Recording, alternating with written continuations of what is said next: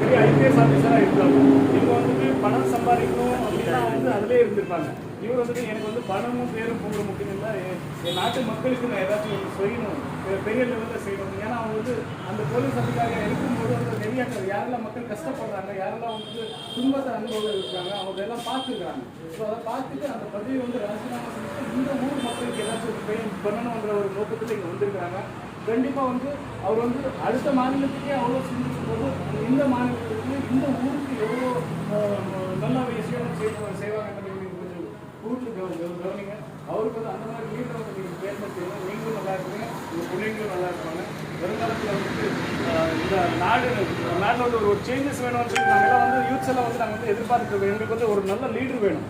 ஒரு நல்ல லீடர்கள் வந்தாங்கன்னா தான் நாங்கள் வந்து இப்போ வருங்காலத்தில் ஏதாச்சும் ஒரு நல்லது செய்ய முடியும் நாட்டில்ன்ற ஒரு நோக்கத்தில் இருப்போம். ஸோ அந்த மாதிரி இருக்கும்போது இந்த மாதிரி லீடர்லாம் நீங்கள் தேர்ந்தெடுங்க.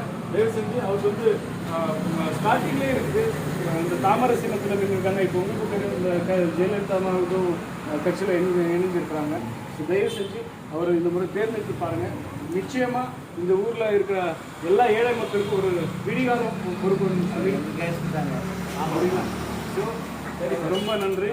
அண்ணாமலைக்கு பதிலாக வந்து உங்கள் ஆசீர்வாதம் கேட்டுக்கிறோம். தயவு செஞ்சு அவர் நன்றி. சரி.